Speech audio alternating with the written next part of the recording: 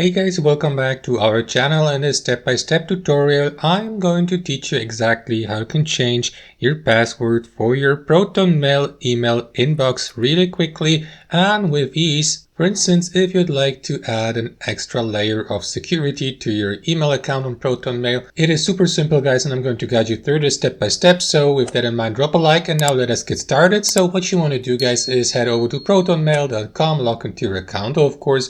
And here in your inbox, simply click on your profile icon in the very top right corner and select settings from that drop-down menu. This is going to take you to your account's dashboard.